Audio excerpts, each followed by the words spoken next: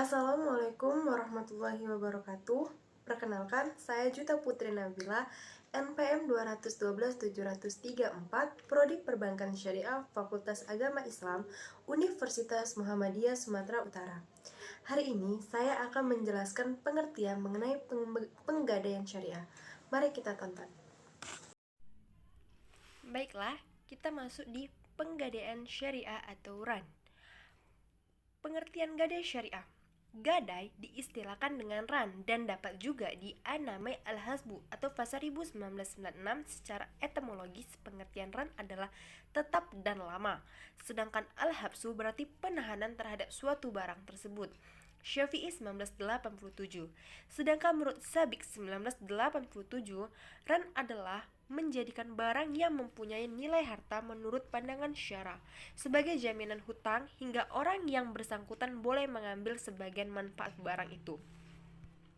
Kemudian adalah dasar hukum gadai syariah. Dasar hukum gadai syariah menurut Islam adalah Al-Quran, Sunnah, dan Ijma'.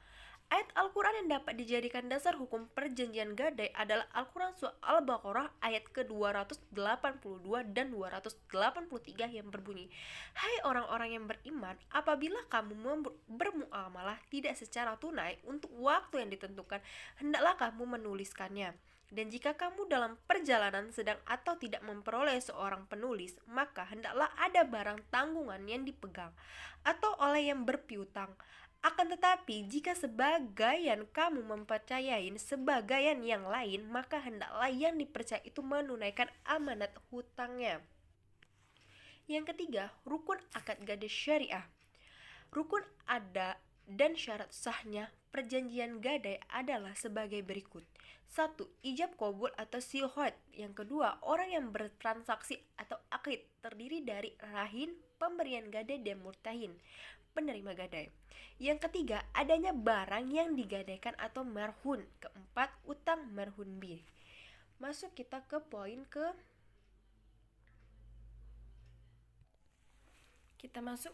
keempat. Gadai versus RAN. Persamaan gadai dengan RAN. Hak gadai berlaku atas pinjaman uang. Adanya aguna sebagai jaminan uang pada prinsipnya tidak boleh mengambil manfaat barang yang digadaikan kecuali dengan seizin rahim. Kemudian biaya barang yang digadaikan ditanggungan oleh pemberi gadai. Terakhir, apabila batas waktu pinjaman habis, barang yang digadaikan boleh dijual atau dilelang. Kita masuk ke 5, akad perjanjian RAN. Al-Qardur Hasan digunakan jika untuk konsumtif rahim akan memberikan biaya upah fee kepada murtahin, karena murtahin telah menjaga atau merawat marhum. Kemudian mudharabah digunakan jika untuk modal usaha, pembiayaan modal kerja, dan investasi. Rahim akan memberikan bagi hasil berdasarkan keuntungan usaha yang diperoleh pada murtahin sesuai dengan kesepakatan. Lanjut, skema akad Al-Qadr Hasan dalam penggadaian syariah.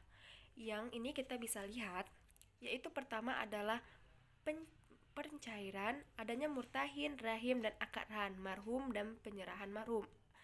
Kemudian akad skema al-mudarab dalam penggadaian syariah kita bisa lihat, yang pertama adanya akad lain, langsung ke marhum jika marhum digunakan oleh murtahim. Dari murtahim kita bisa ke rahim, yaitu akad RAN, hutang dan jasa. Kita ke modal usaha dan hasilnya. Ini seperti skemanya.